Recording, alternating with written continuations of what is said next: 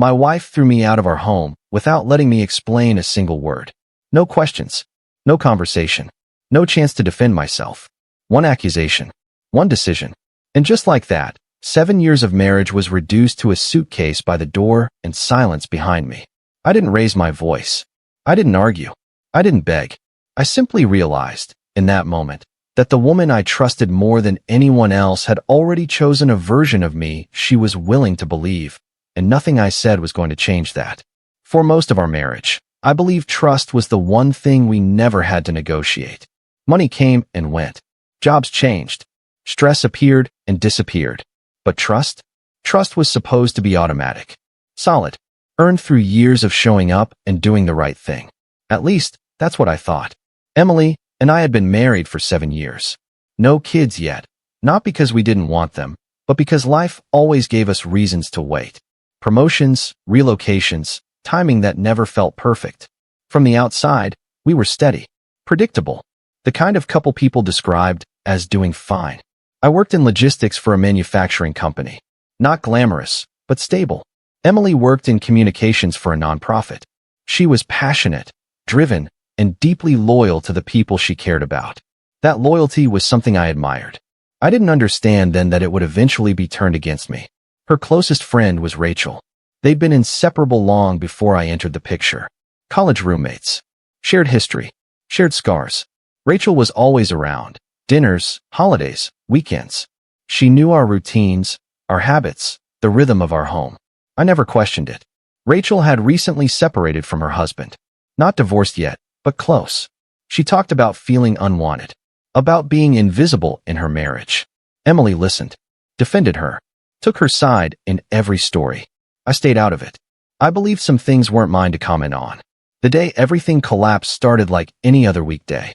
I got home around 6:30 p.m. Emily was already there, sitting at the kitchen table with her laptop closed and a mug of tea untouched beside her. She didn't look up when I walked in. Something felt off. "Hey," I said. "Everything okay?" She stood up slowly and said, "Rachel came over today." I nodded. "Is she all right?" She didn't answer. Instead, she walked into the living room and stopped near the window, arms crossed tightly. "She told me something," she said. Her voice wasn't angry. It was controlled. Final. "What kind of something?" I asked. She turned around and looked at me like I was someone she no longer recognized. "She said you tried to sleep with her." The words didn't register at first. My mind rejected them before my body could respond. "What?" I said. "That's not." "She said you cornered her," Emily continued, cutting me off. "That you touched her. That you begged her not to tell me."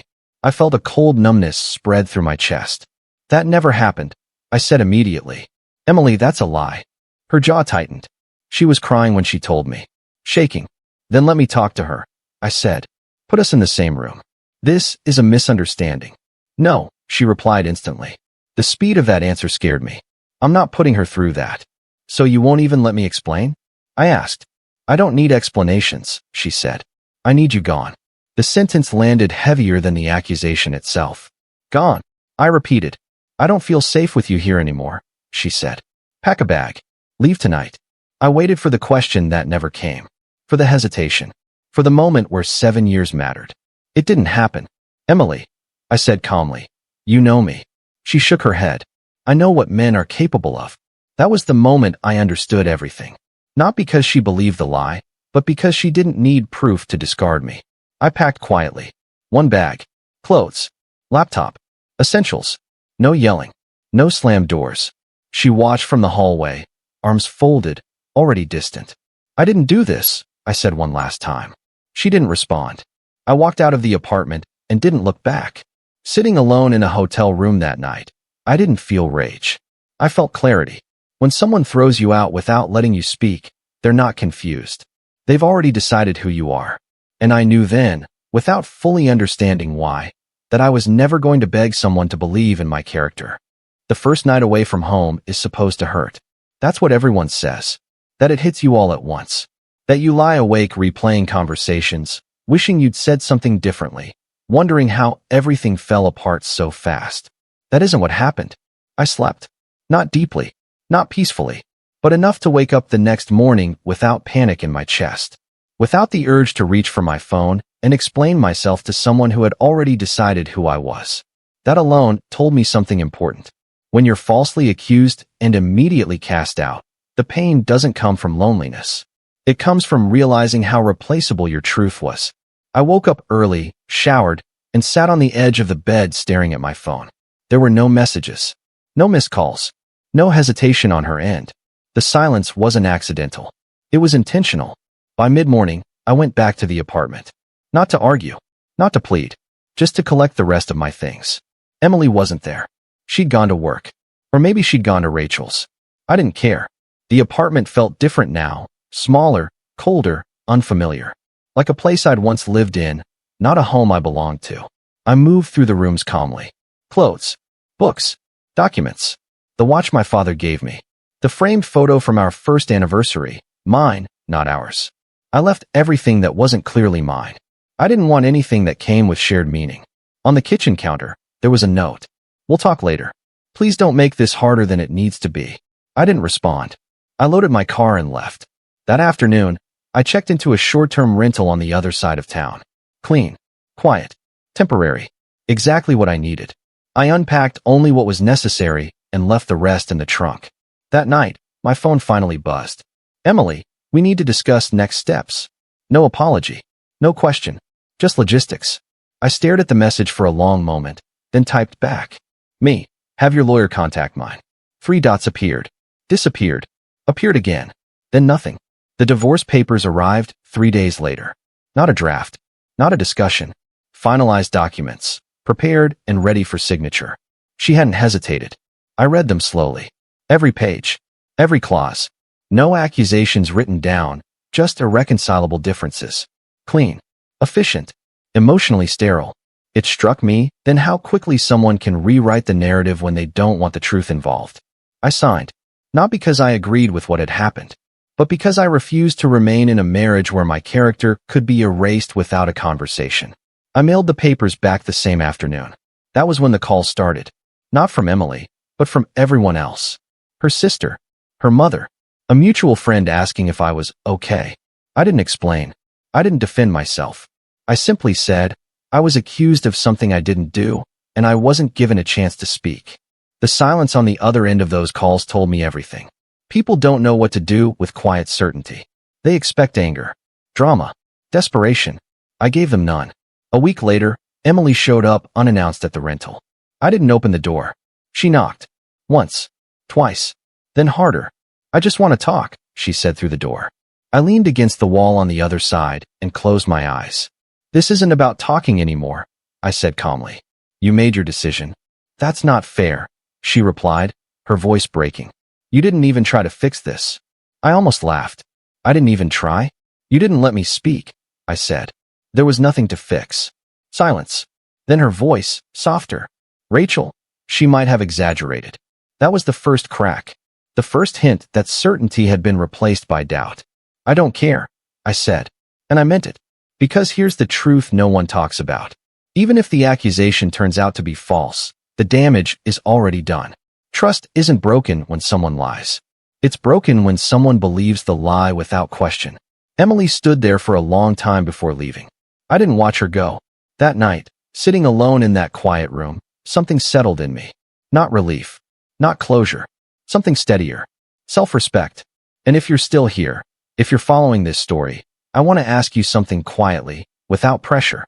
Stay with me for what comes next. Because the truth doesn't arrive all at once. And when it finally does, it changes more than just one marriage. The truth doesn't arrive like people imagine. There's no dramatic confession. No tearful collapse. No moment where everything suddenly makes sense and justice feels satisfying. It arrives awkwardly, uncomfortably, almost too late to matter. About 10 days after I signed the divorce papers, I got a call from a number I didn't recognize. I let it go to voicemail. A few seconds later, a text followed. This is Mark, Emily's cousin. Please call me. It's important. I didn't respond right away. I'd learned that urgency usually belonged to people who wanted something from me. Still, something about the message felt different. Not emotional. Not demanding. I called him back that evening. Thanks for calling, he said. His voice sounded tense, careful. I don't know how to say this without sounding like I'm meddling. You're already meddling, I replied calmly. So you might as well say it. There was a pause. Rachel's story doesn't add up. That sentence landed quietly, but it landed. What do you mean? I asked. She told Emily you tried something with her.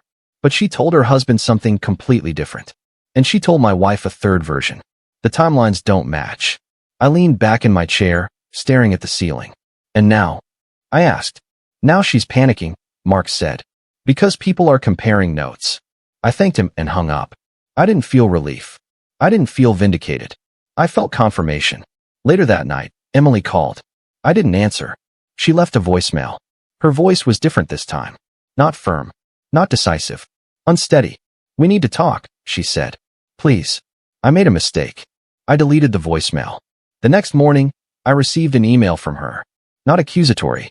Not defensive. Apologetic. She wrote that Rachel had confessed to exaggerating. That she hadn't meant to lie exactly. That things had been misinterpreted. That emotions were high. I read the email twice. Then I closed it. Because here's the part people never understand. Truth doesn't repair what belief destroyed. Later that week, Rachel tried to reach out to me directly. I blocked her. I wasn't interested in explanations. Or tears. Or guilt-driven apologies meant to ease someone else's conscience. What mattered had already happened. Emily showed up again 2 days later. This time, I opened the door. She stood there looking smaller than I remembered. Not physically, emotionally. The certainty she'd once worn so confidently was gone. I know now, she said immediately. She lied. I didn't invite her in. I should have trusted you, she continued. I didn't even let you explain. I nodded once. Slowly. That part is true, I said. She took a shaky breath. I was wrong. Yes, I replied. You were. She waited. For forgiveness. For relief. For me to say something that would make this easier. I didn't. I ended my marriage because of a lie, she said. I destroyed everything. I looked at her carefully. No, I said. You ended it because you didn't trust me. She flinched. That distinction matters. Tears welled in her eyes. I thought I was doing the right thing, she whispered. I know, I said. That's the worst part. She stepped closer. Can we fix this? I shook my head. You already fixed it, I said. Just not the way you wanted. She stared at me like she was seeing me for the first time. You're not angry, she said quietly. No, I replied. I'm done. Silence stretched between us. I would never do something like that, I added. You knew that once.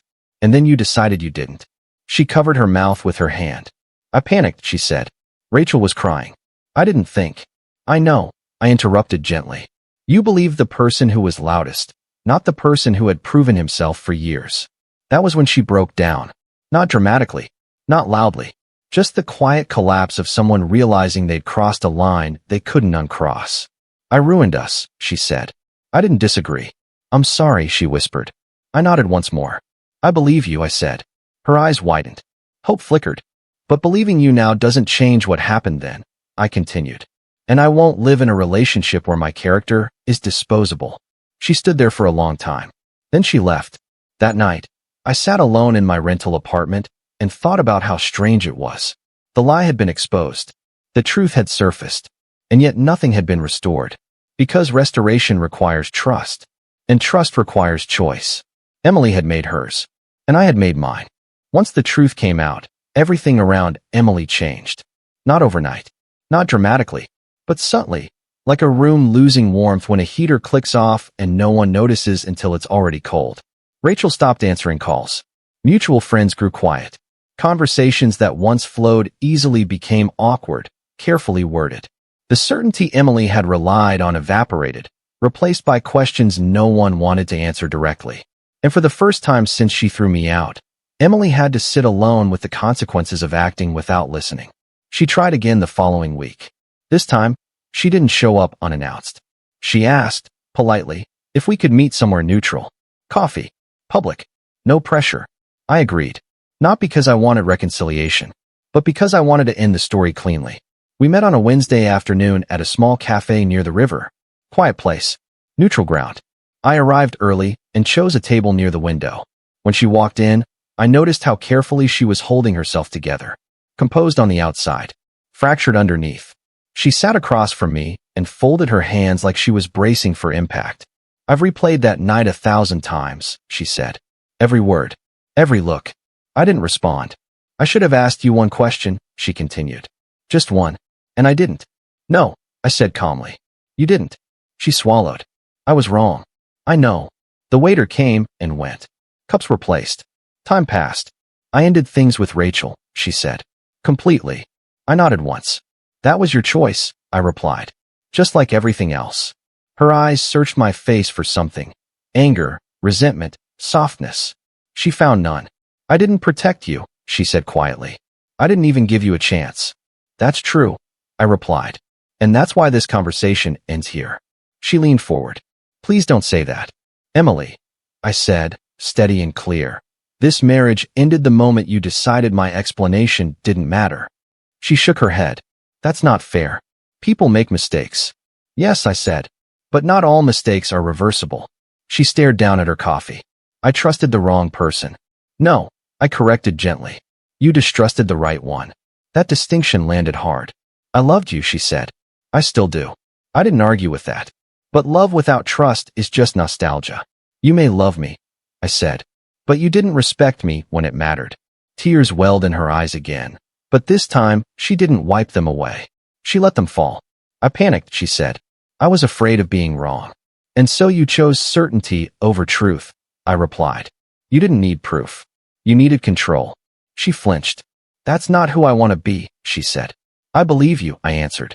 But who you want to be doesn't change who you were when I needed you most. She reached across the table, stopped herself, then pulled her hand back. I would never accuse you again, she said. I swear. That's the problem, I replied quietly. I shouldn't have to worry about that at all. Silence filled the space between us. Finally, she asked the question she'd been avoiding. So this is it? I nodded. Yes. She exhaled slowly, like someone accepting a diagnosis they already knew. I destroyed my own marriage, she said. I didn't correct her. Because for once, she was being honest. I wish you had fought harder, she added softly. I met her eyes. I did, I said. Just not in the way you expected. She looked confused. I fought by walking away with my dignity intact. We sat there a few moments longer. Then she stood up. I hope you find peace, she said. I already have, I replied. She hesitated, then turned and walked out of the cafe without looking back. I stayed seated until my coffee went cold. That night, alone again, I realized something important. Closure doesn't come from apologies. It comes from boundaries. And once those boundaries are drawn, stepping back across them only reopens wounds that were already healing. Emily didn't lose me because of Rachel's lie. She lost me because she believed it was easier to discard me than to hear me. And I wasn't going to spend the rest of my life proving my innocence to someone who had already decided my guilt.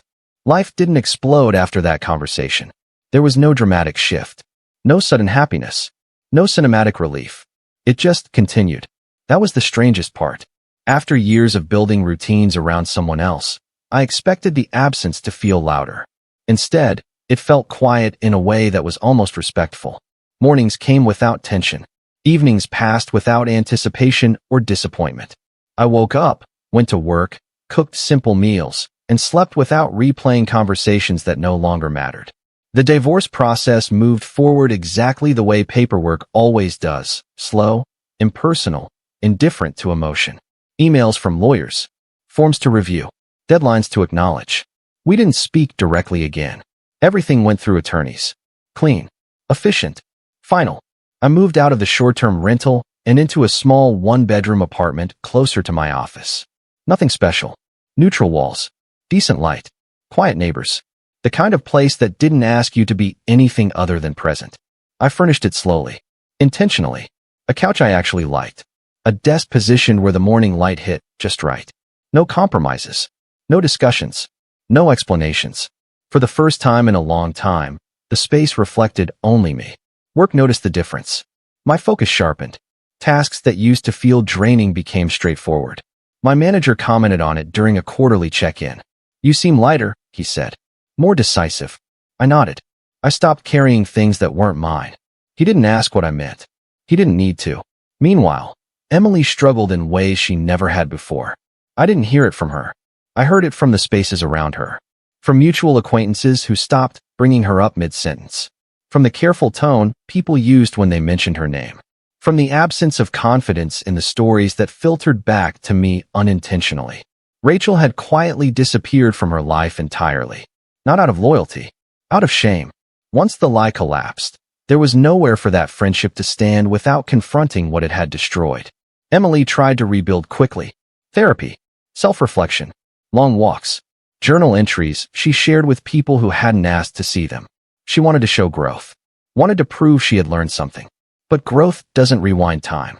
One afternoon, about 6 weeks after the cafe conversation, I ran into her unexpectedly at a grocery store near my apartment. She froze when she saw me. I didn't. I nodded politely and continued down the aisle. She followed. "Can we talk?" she asked quietly. I stopped my cart and turned to face her. "About what?" "About us," she said. "There is no us," I replied calmly. She looked tired. Not dramatic. Just worn down by consequences she hadn't anticipated. "I thought once the truth came out, things would make sense again," she said. "They did," I answered. "Just not the way you hoped." She pressed her lips together. "You moved on fast." "No," I corrected. "I moved on correctly." That stung. I could see it. "I didn't think one mistake would cost me everything," she said. "That's because you're still calling it one mistake," I replied. "It wasn't." She waited. "It was a choice," I continued. "A series of them. And choices have outcomes." She nodded slowly, as if hearing something she'd avoided until now. "I never thought you'd leave for good," she admitted. "I know," I said. That was the truth she struggled with the most. Not that she was wrong, but that she underestimated me. We stood there for a moment longer, surrounded by strangers who had no idea a marriage had quietly ended between cereal boxes and canned soup. "I hope you're happy," she said finally. "I'm peaceful," I replied. "That's better." I walked away. Later that night, alone in my apartment, I realized something else. I didn't replay the encounter. I didn't analyze her expression. I didn't wonder if I should have said more. That chapter was already closed. Weeks passed, then months. The divorce finalized without complication. Assets divided cleanly. No bitterness. No disputes. Just signatures and stamps that turned a shared history into a completed record. I didn't celebrate. I acknowledged it. There's a difference. People sometimes assume self-respect looks loud, defiant, dramatic. It doesn't.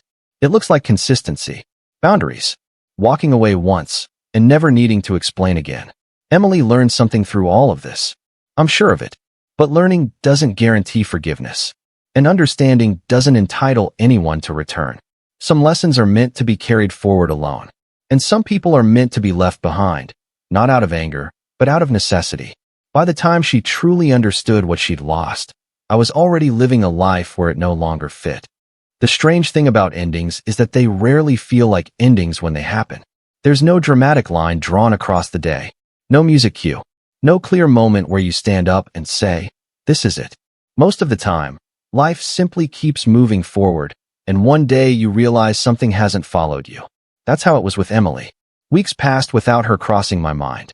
Then months. Not because I was forcing myself not to think about her, but because there was nothing left to process. No unfinished conversations. No unresolved anger. Everything that needed to be said had already been said, just not when she wanted to hear it.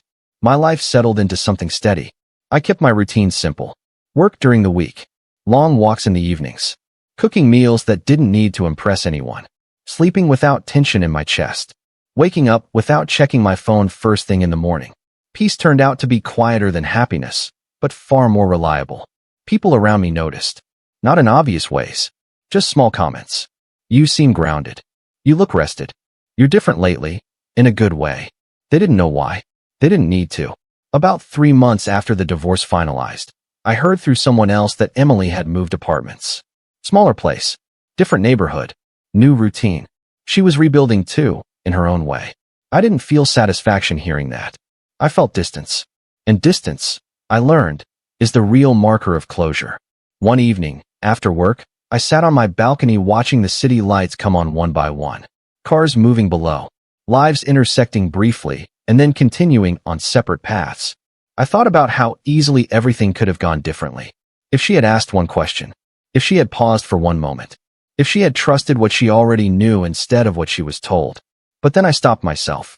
Because those thoughts didn't matter anymore. The version of the future that required her trust was no longer available. and I wasn't interested in living inside what ifs. Trust, I realized, isn't just about fidelity or honesty. It's about how quickly someone is willing to discard you when doubt appears. And I had learned something invaluable about myself. I learned that I could be falsely accused and still remain intact. That I could be rejected without losing my identity. That I could walk away without shouting and still be strong. Most importantly, I learned that dignity doesn't require validation. A few weeks later, I met someone new. There was no dramatic introduction. No spark people talk about in movies. Just an easy conversation that didn't feel heavy. A person who asked questions and waited for answers. Someone who listened without preparing a response. It didn't scare me. It didn't excite me. It felt normal.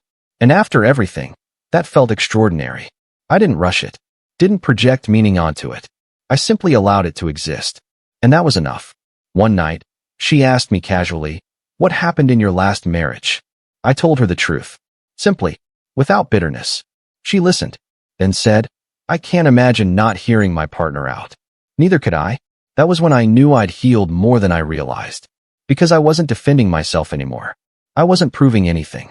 I was just stating facts. That's what self-respect does. It removes the need for performance. I never spoke to Emily again. Not because I hated her. Not because I was punishing her. But because some connections only exist to teach you where your boundaries are. Once that lesson is learned, the connection dissolves naturally. Looking back, I understand something clearly now. The lie didn't end my marriage. The refusal to listen did. And while the truth eventually came out, it arrived to a place that no longer needed it. Some people believe forgiveness means reopening doors. It doesn't. Forgiveness is simply choosing not to carry anger into the life you're building next. I forgave her, but I didn't return. Because respect, once thrown away, isn't something you negotiate back into existence. It's either there when you need it, or it isn't. And when it isn't, the only honest response is to walk away with your head held steady, your voice calm, and your life intact. That's what I did. And that decision, quiet, uncelebrated, irreversible, was the moment my life truly began again.